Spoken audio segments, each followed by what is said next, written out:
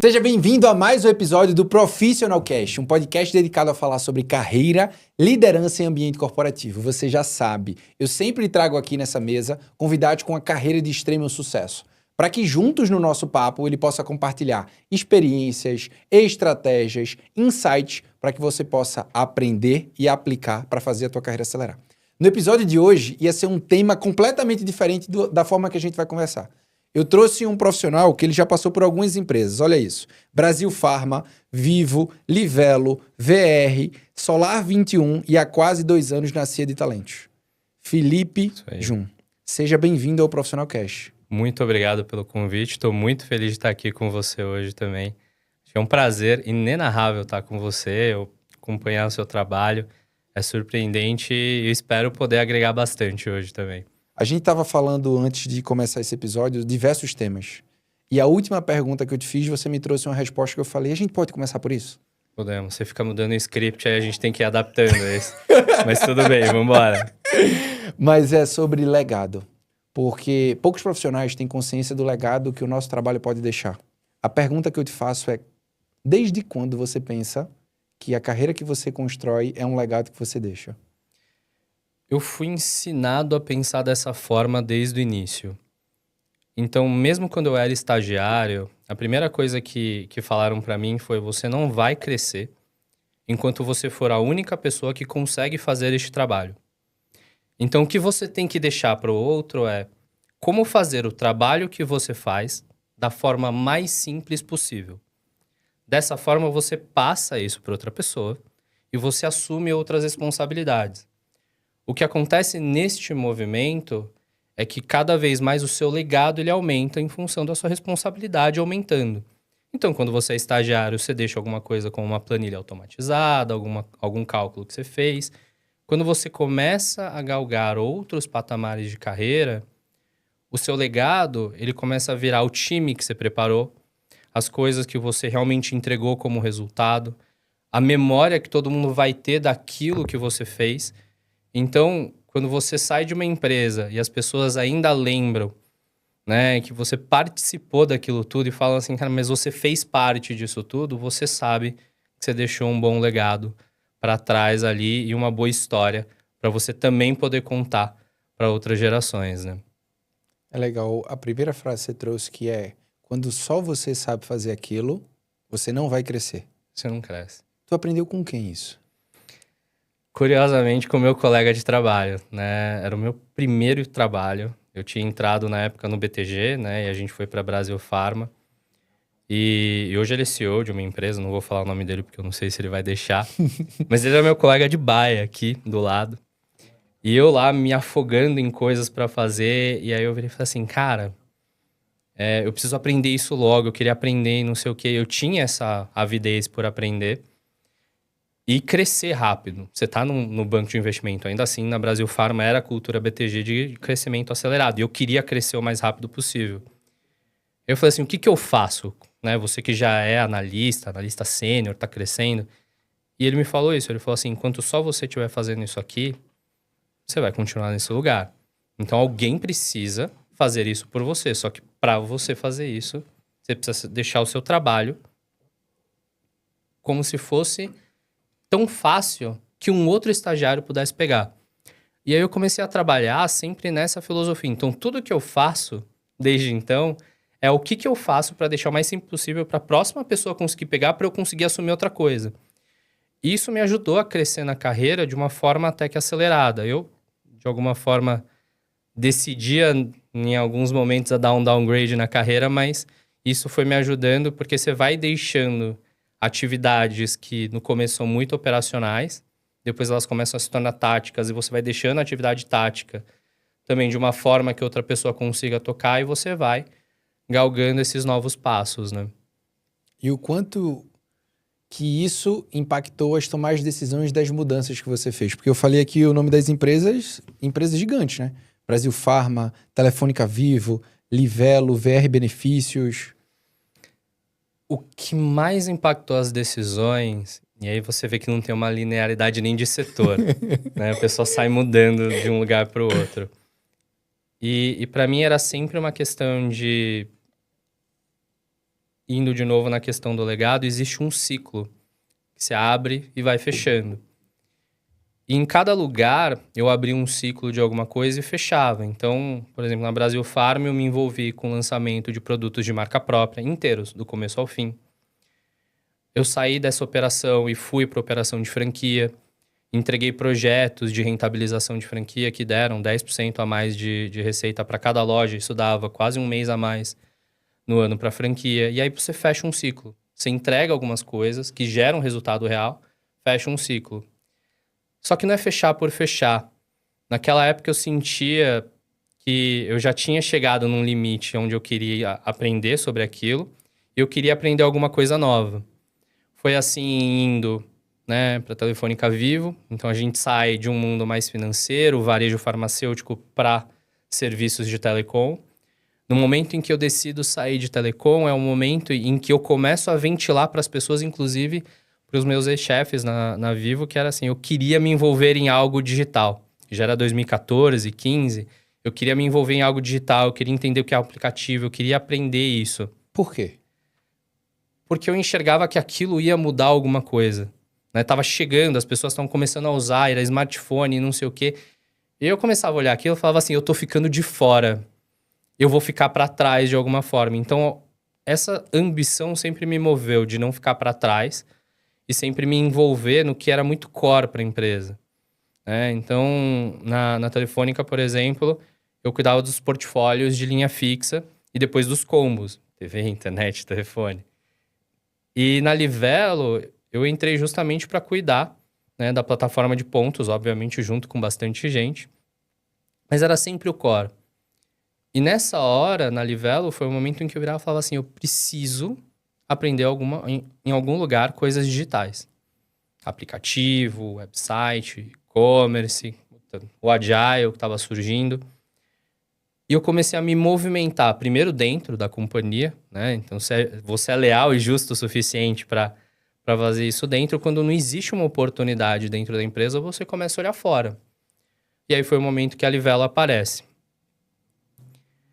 Acho que foi uma mudança feliz, né? Eu não fiquei tanto tempo, mas eu fiquei até, de novo, abre um ciclo, fecha o ciclo, até o momento em que a empresa vira operacional. Né? Então, a gente faz o resgate, a gente faz todo o acúmulo de pontos do Bradesco, do Banco do Brasil, faz o primeiro resgate, você entende que tem uma parte de missão cumprida e eu saio, né, para a VR. E dessa vez com um olhar um pouco diferente, entendendo mais de produto digital. A ideia era entrar em meios de pagamento e se envolver mais em produtos. Aí eu já estava entrando no... Como é que eu levo todo esse conhecimento digital para uma área de produtos onde você ainda tem um cartão com senha, com chip. E eu lembro até hoje que, né, o meu ex-chefe que me contratou falou assim, cara, primeiro a gente precisa arrumar a casa, depois a gente inova. Eu parei e falei assim, mas eu vou arrumar a casa de novo, né? Brasil Farma era lançamento de produto. Telefônica, a gente fazia lançamento de produto. E eu fui um dos poucos que, de alguma forma, isso me marcou. O diretor falou assim, o último que fez essa modificação tão significativa no portfólio de linhas fixas fui eu, há 6 anos atrás. Eu falei assim, bom, pelo menos para algum sinal parece que eu tenho futuro aqui. E na Livelo, de novo, estruturação. A VR, ela estava numa fase onde ela tinha acabado de voltar para o mercado. Um ex-vice-presidente da Telefônica tinha assumido como CEO. Eu o conhecia um pouco mais distante. E aí depois a gente foi ficando mais próximo, mas na operação foi um pouco do que me falaram. Primeiro a gente vai arrumar a casa, depois a gente inova. Eu falei assim, cara, de novo. Vamos arrumar a casa. O que é arrumar a casa nesse lugar? Então, me chamava muito mais atenção a questão do aprendizado que eu ia levando. Então, eu conseguia levar uma bagagem nova para algum lugar e agregando nessa bagagem alguma coisa nova. Então, isso para mim é um fator que motiva bastante estar em algum lugar.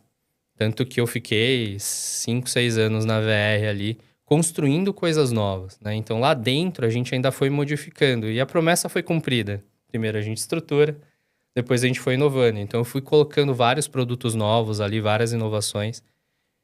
E de novo, né, o que a gente estava falando de legado é o que você vai deixando para as outras pessoas realmente quando elas assumem o que você faz. Então eu sempre fazia no intuito de, cara, vamos fazer alguma coisa nova, legal, que todo mundo gosta de fazer e depois eu deixo para alguém de alguma forma tocar.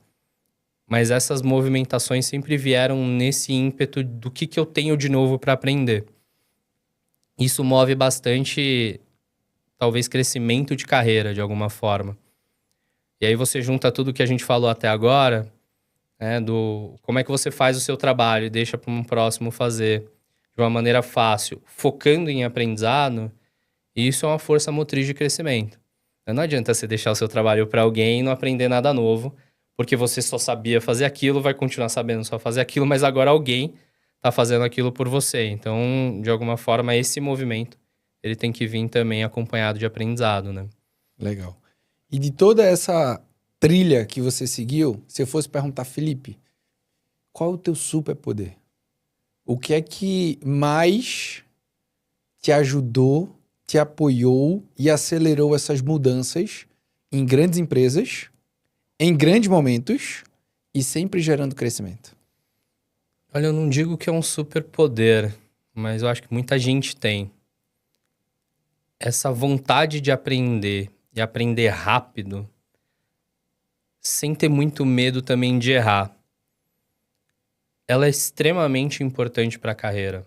Quando você toma uma decisão de sair de um setor para o outro sem saber nada, o que você precisa fazer nesse momento é aprender o mais rápido possível do setor. Você não é daquele lugar, muita gente é. E você precisa entender como é que se joga o jogo dentro de uma outra empresa. Então você precisa aprender muito rápido e precisa se adaptar muito rápido. Acho que esse deveria ser o superpoder de todo mundo, nesse sentido. Então, aprendizado rápido, né, e contínuo, ele é, inclusive, de alguma forma, o diferencial daqui para frente eternamente, né? Agora a gente está vendo inteligência artificial surgir. E o que acontece é, se as pessoas param de aprender e param de ter interesse nisso, algumas pessoas vão ter essa avidez de querer aprender, evoluir e crescer mais rápido. E aí é o que eu sempre repito em todos os lugares que eu vou, você não vai ser substituído por uma inteligência artificial. Mas é certeza absoluta que no curto prazo você será substituído por alguém que sabe mexer na inteligência artificial. Porque ele foi curioso o suficiente, ele aprendeu mais rápido que você, ele entrega muito provavelmente coisas mais rápido e melhor, e ele aprendeu algo novo na carreira. Então isso acaba movendo as pessoas, né? É legal esse ponto porque se conecta muito com o que eu acredito. Tem uma frase que eu costumo falar na empresa que é o seguinte: se você entra na empresa e nos 30 primeiros dias você não errar, você já está errado. Porque a ideia da inovação é você tem que estar o tempo inteiro arriscando, buscando um grande acerto.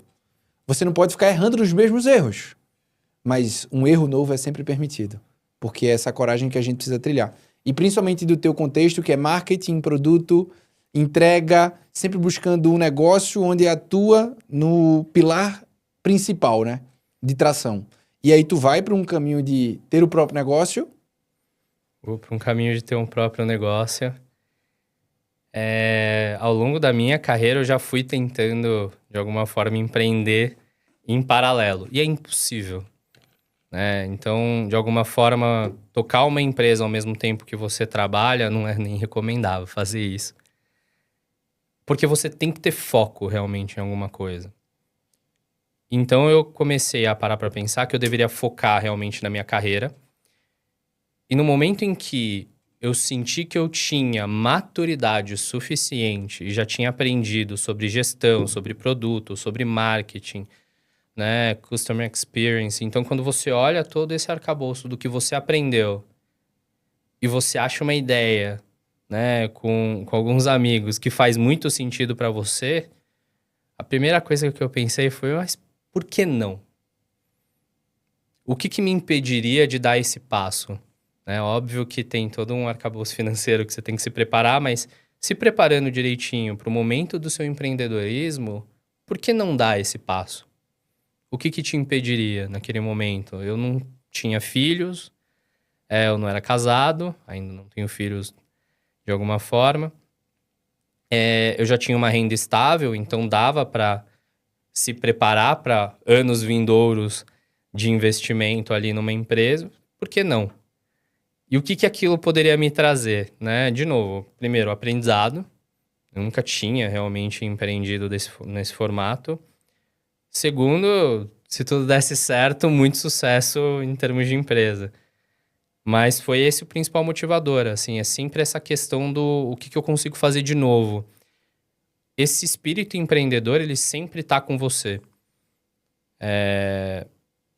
Muitos dos que chegaram, né, em cargos de alta liderança têm esse espírito intraempreendedor já. Então ele empreende mesmo dentro do negócio.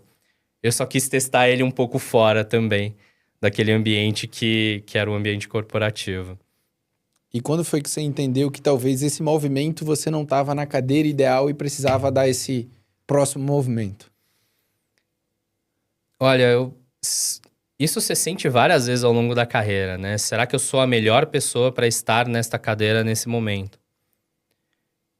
E você tem que sempre refletir exatamente isso, pensando que se você não é, né? Se você chega nessa resposta de que talvez você não seja essa melhor pessoa para estar nesta posição, o que que você tem que fazer para ser essa pessoa?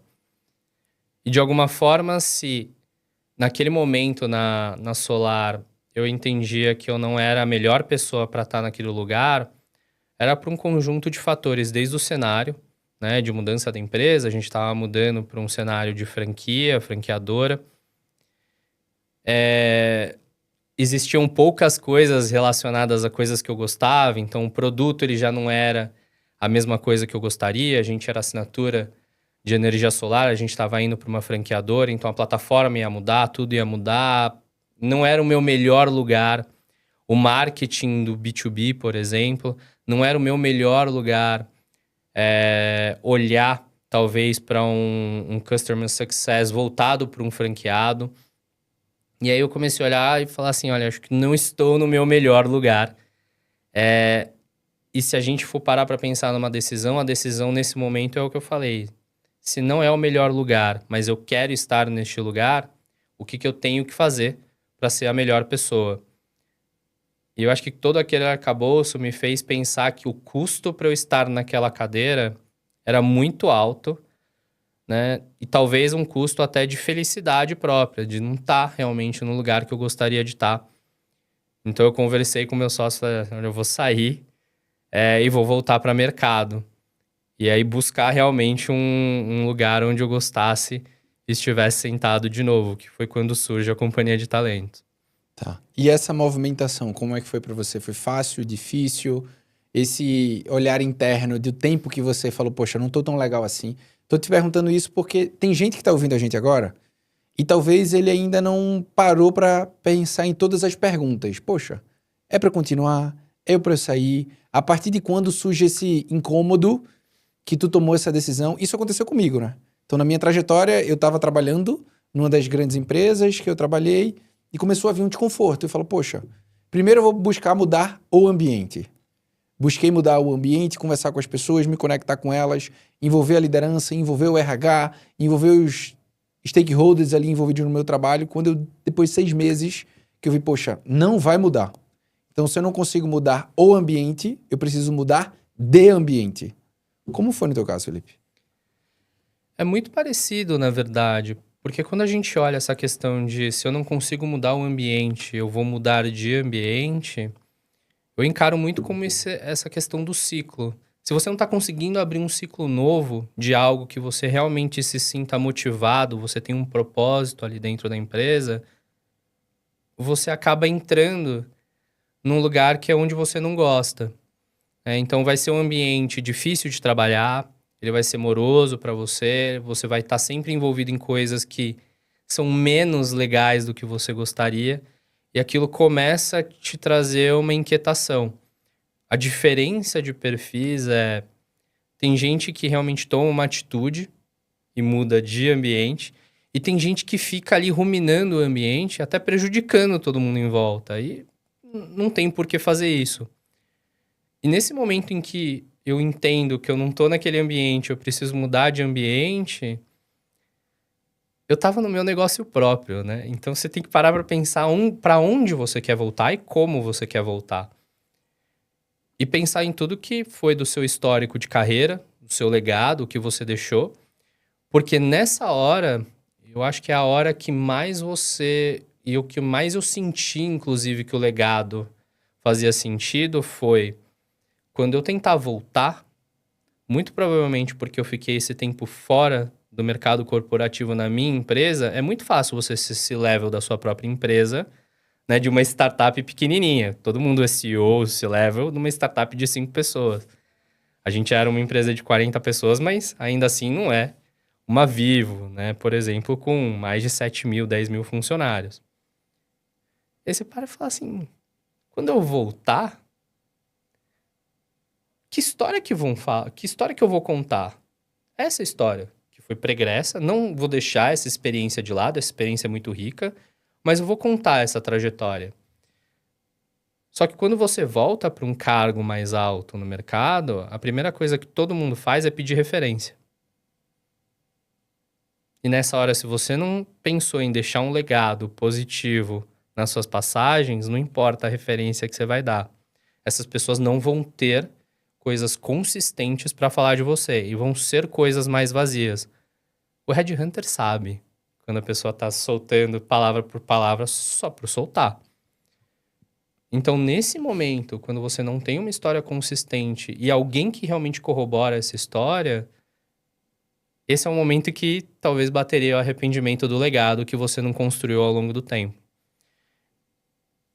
E isso eu sempre levei nesse sentido, exatamente ficou mais forte quando eu saí da empresa, né, da minha, e quis voltar para o mercado, porque se eu não tivesse feito o melhor que eu poderia ter feito, mesmo não gostando daquilo que eu estava fazendo naquele momento, antes das saídas das empresas, muito provavelmente todo aquele legado que eu tinha construído ao longo daquele caminho, por causa de 5 minutos de insatisfação, muita gente joga isso fora. E se eu não tivesse feito o melhor possível de mim ali, eu também teria jogado isso fora de alguma forma, né? É muito louco isso que tu tá falando, porque a construção de um sucesso futuro tem total conexão com um legado passado. E essa tua última fala eu fiquei refletindo, porque um legado demora quantos anos para construir? Não sei. Só que ele demora poucos segundos para destruir. Então, uma palavra maldita, uma expressão mal colocada, um comportamento não adequado, eu posso manchar um legado. É por isso que uma pessoa que fala mal de você é muito mais poderoso do que 10 falando bem de você. Agora, o aspecto do legado é o que as pessoas falam de você quando você não está lá. Isso é uma marca de legado. É. Qual é o projeto que você desenvolveu para aquela organização para que isso tenha um histórico positivo? E quando eu fui tomar a decisão de sair da AstraZeneca para fazer o que eu faço hoje, teve uma pergunta que me ajudou muito. Foi o seguinte, ok, e se eu for empreender e nesse empreendimento der tudo errado? Eu fiz essa pergunta. Eu falei, se der tudo errado, eu volto a fazer o que eu faço hoje, porque vou saber que eu tenho as portas abertas. Porque mesmo eu decidindo sair do ambiente que eu não estava mais confortável, eu pedi demissão no dia que eu estava recebendo mais uma promoção. Então a minha ideia naquele momento foi muito mais do que construir algo futuro, é todos os dias fazer o meu melhor. Então, decidir diariamente fazer o teu melhor todos os dias se conecta com a construção de um bom legado. Faz sentido isso? Faz total.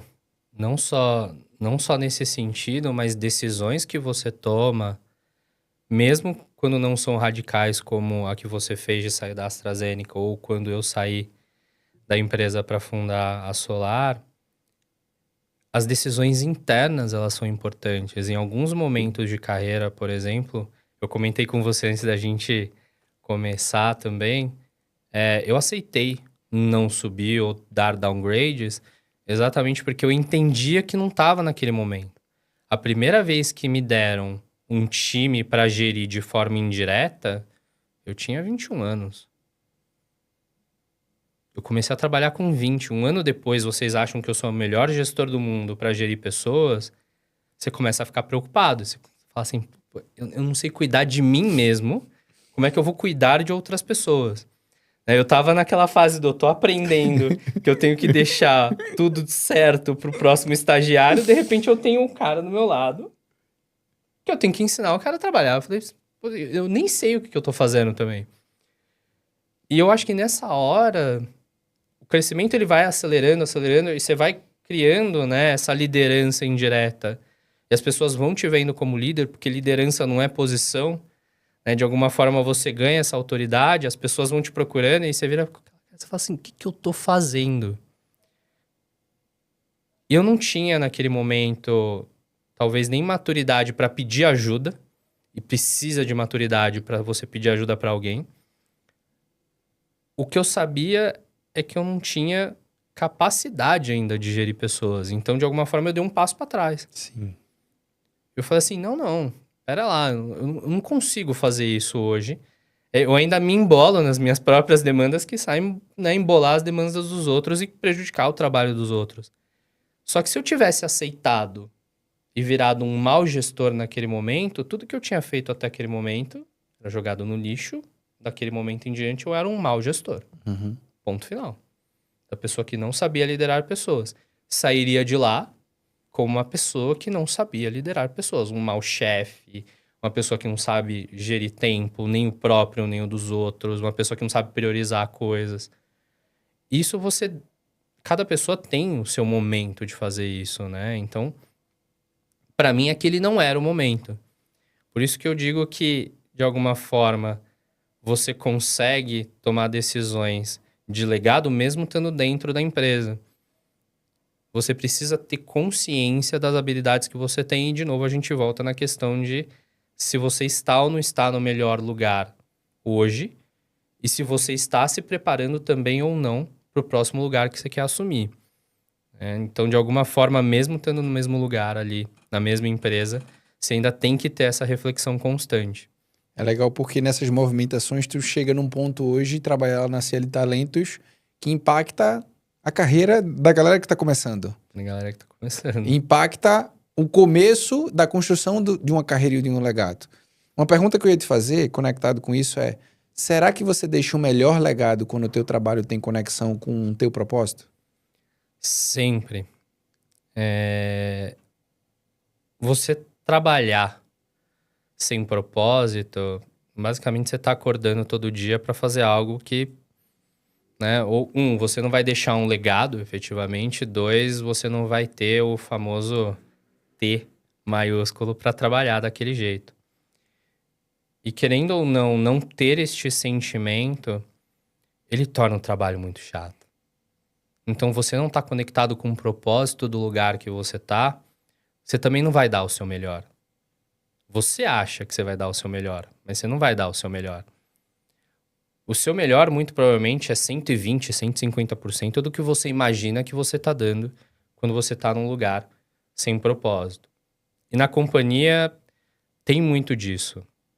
Ao longo da carreira, eu fui gostando de falar de carreira, eu fui pegando pessoas para mentorar, eu fui, de alguma forma, criando o hábito de ensinar justamente pela liderança. Então, eu gostava de passar coisas que eu sabia para as pessoas. Às vezes, eu descubro alguma coisa e já quero ensinar para a pessoa, porque, no fim, de novo, grande parte do aprendizado vem de ensinar.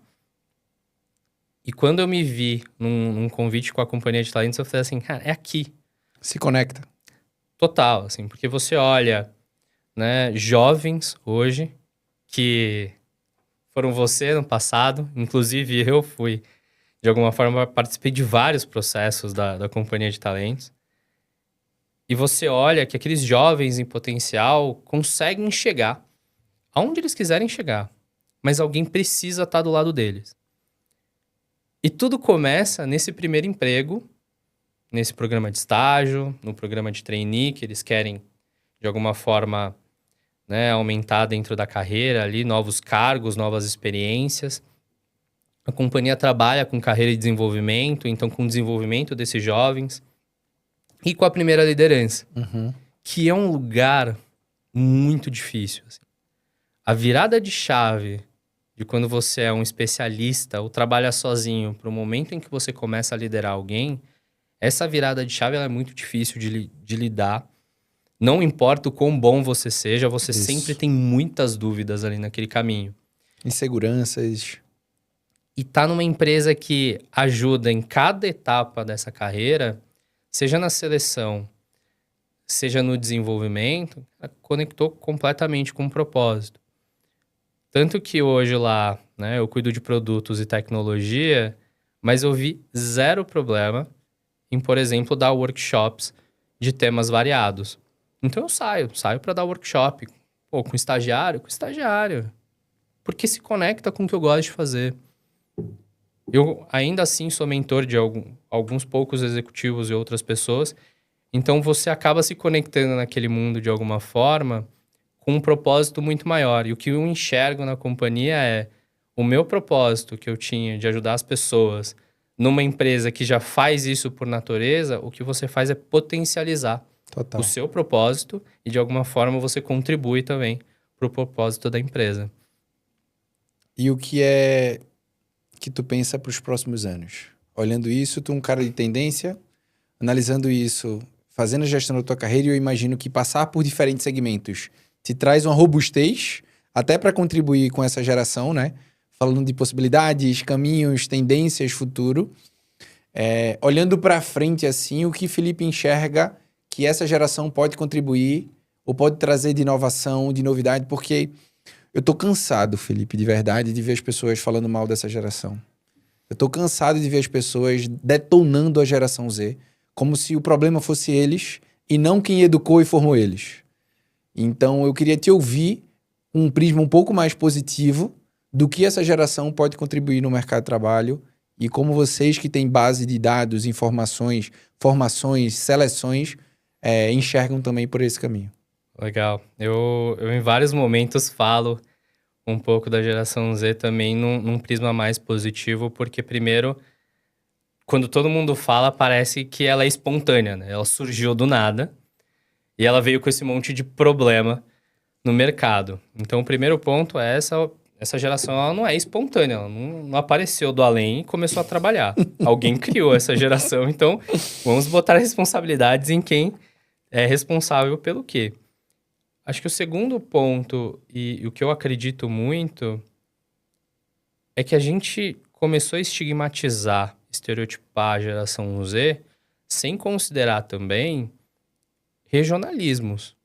Muita coisa que acontece na mídia sobre geração Z não é só brasileira. Sim. Ela é uma generalização mundial, às vezes dos Estados Unidos. E quando você olha pesquisas brasileiras, né, existem pesquisas que falam, a geração Z quer sim ser liderança. E agora?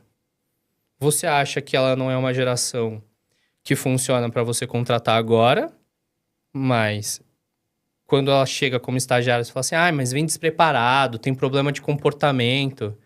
Veja bem, eu também tinha. No meu primeiro emprego, eu também não sabia um monte de regra. Eu não sabia nem que dava pra tirar férias, não dava pra tirar férias, tinha que bater ponto, não tinha que bater ponto. Então, assim, por que ninguém tá explicando a regra do jogo pra essas pessoas? Eu acho que é legal, todo mundo zoa, tal, tudo Sim. bem. É saudável, mas assim, estigmatizar ao ponto de você ver pessoas evitando a contratação, de alguma forma o que você cria é uma evitação de uma geração que poderia trazer coisas muito bacanas para o mercado, que vão desde a forma que eles usam e aprendem inteligência artificial. Eles não nasceram com isso, mas eles são muito mais adaptados a isso do que as gerações anteriores. Muitas coisas que eles brigam hoje nas empresas são coisas que millennials, por exemplo, e outras gerações anteriores gostariam de ter brigado. Qual é o problema deles levantarem a mão e acharem que a empresa precisa se preocupar com a saúde mental das pessoas, por exemplo? Então, de alguma forma, as gerações atuais, ensinando para elas, né, para a geração Z, a regra do jogo, do que é estar dentro de uma empresa, porque é diferente, você precisa assumir comportamentos diferentes. Você precisa, de alguma forma, ensinar para ele o que é trabalhar. Alguém precisa virar para a geração Z e falar assim, se você quer crescer, você precisa deixar este trabalho fácil o suficiente para o próximo pegar. E você continuar aprendendo. Se eu não tivesse ouvido isso de alguém, eu muito provavelmente também não teria achado isso espontâneo na minha cabeça. Sim. E dessa forma, quando a gente não prepara essa geração, é, assim, inegável que a gente vai ter piores líderes ali para frente. Porque, no fim, eles vão ser a maior força no mercado.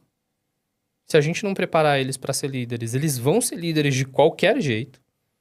A gente vai envelhecendo, os cargos vão ficando para lá e você vai colocar quem no lugar? Sim. Então, eles vão ser piores líderes porque ninguém preparou.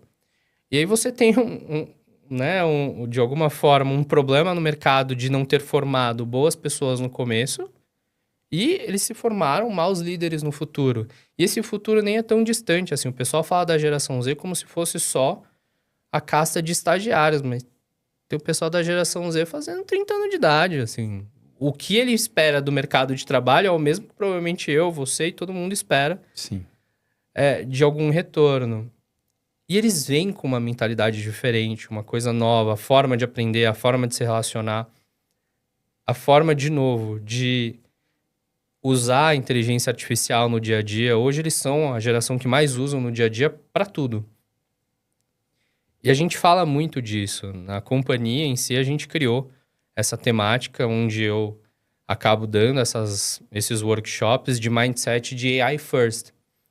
Exatamente porque eles vêm com um uso muito integrado no dia a dia, mas como é que você entende isso dentro do ambiente corporativo? E como é que nós, que estamos vivenciando essa mudança, também entendemos como integrar IA dentro desse ambiente? Então, falando de futuro, saindo um pouco das gerações, inteligência artificial é basicamente o presente. Sim. A gente precisa aprender a mexer, estruturar e integrar isso dentro dos negócios de forma realmente efetiva. Não usar só o chat ali, achar uma respostinha, mexer no prompt, mas entender como isso gera valor dentro dos negócios. E aos poucos isso vai evoluindo. A gente entrou numa era de o que a gente pode chamar, né? Até o Google colocou isso num relatório da era criacional. Uhum. Você pode criar coisas com inteligência artificial hoje que até então demoravam muito tempo para ser criadas. E as pessoas gostam de gerar essa polêmica do não, agora acabou para os designers. Assim, cara, não acabou. Que desculpa, assim, eu fazendo um design de uma propaganda e um designer realmente olhando aquilo com o olho dele experiente, eu não faço ideia de onde eu tenho que jogar a luz, a sombra, o que dá, né, o sentimento de drama, de emoção positiva, negativa.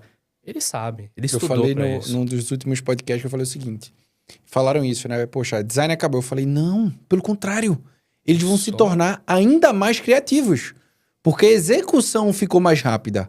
Mas esse espaço que ele demorava, talvez, um período ou um dia para construir uma arte visual, eles vão passar 80% desse tempo tendo ideias, buscando referências e aumentando o seu poder de criatividade. Ao invés de achar que vão ser substituídos, os designers que conseguirem utilizar e potencializar com IA vão conseguir se destacar. Exatamente o ponto que você trouxe. Se você não aprender, você vai perder lugar, mas não é para IA. É para quem sabe utilizar a inteligência artificial. Concordo super.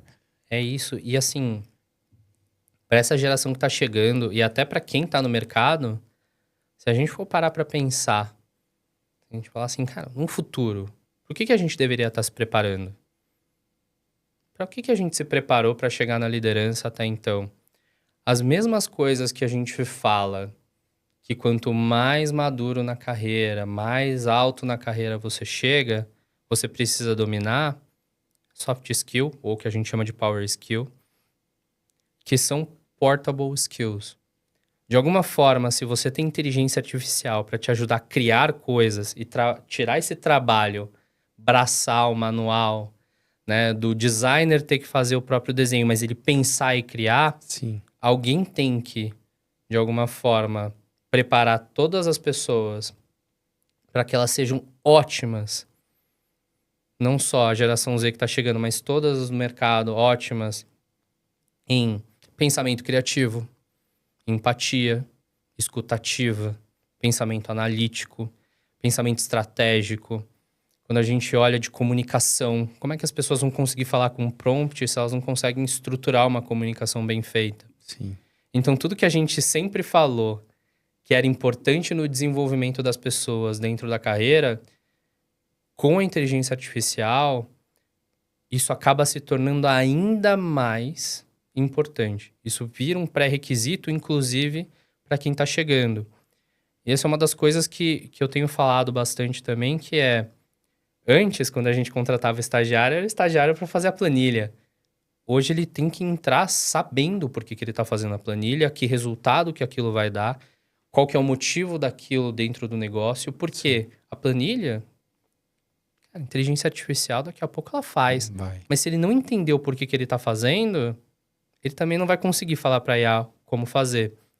E aí a gente entra de novo nesse problema a gente não está nem preparando esse jovem para ter essas habilidades, e elas são extremamente importantes, talvez até mais do que hoje o trabalho operacional. Sim. Um último ponto de uma pergunta que eu quero te fazer. A gente começou falando sobre legado e eu quero finalizar esse nosso episódio falando sobre legado. Como os profissionais e líderes podem deixar um legado no seu ambiente de trabalho e de um jeito prático? Legado vai sempre considerar algumas coisas que você deixa para trás. Primeiro, o resultado que você gerou com as suas ações. Então, não adianta você ser o cara mais legal da empresa se você não gerou resultado nenhum para ela. Não funciona. Então, o resultado faz parte do seu legado. O como você fez as pessoas se sentirem faz parte do seu legado. Você pode ter sido o chefe mais exemplar da face da Terra, mas se todo mundo em volta não achava você uma boa pessoa ali também, que legado que você deixou para aquilo tudo? Então, resultado acompanhado de consistência e coerência de comportamento que você precisa ter dentro de um lugar. Eu acho que juntos você forma, né, algo ali que você pode chamar de um legado. Porque ali, quando você perguntar para as pessoas, isso é um bom teste. Perguntar para as pessoas assim, se você tivesse que falar sobre mim, o que eu construí aqui, o que você falaria? Se essa pessoa só virar e falar assim, você é um bom profissional. O que você deixou, então, para ele? Essa frase, que é o que vão ficar quando você é um bom profissional. Só que aí, quando ligarem para ele como referência, ele é um bom profissional. Mas ele foi um bom líder? Que resultados ele gerou? Que inovações ele trouxe? Que outras coisas ele contribuiu? Que outras coisas ele se envolveu? Como é que todo mundo se sentia perto dele? Como é que ele influenciava as outras pessoas em volta? Isso tudo não tem como você controlar, né? Achando que, putz, só aquela pessoa falando bem de mim é o suficiente. Não vai ser. Exatamente. Legal, tá? Obrigado por ter você aqui. Agradeço Acho que muito. o papo foi provocativo, reflexivo e com certeza tá deixando um legado no coração das pessoas que ouviram até Espero aqui. que sim. Uma última mensagem que você quer deixar? Como é que as pessoas podem te acompanhar? Bom, eu tô no LinkedIn, Felipe Jun. É fácil de achar. Instagram, felipe.jun também. Eu tenho me incentivado a fazer muito mais posts, escrever mais. Eu acho que é uma forma também de contribuir com o que você sabe, de alguma forma dividindo de forma aberta tudo que você aprendeu e tentando facilitar o entendimento das pessoas para assuntos que são complexos. Então eu venho tentando fazer isso de alguma forma nas redes, até, de novo, pensando num legado, não só profissional, mas pessoal.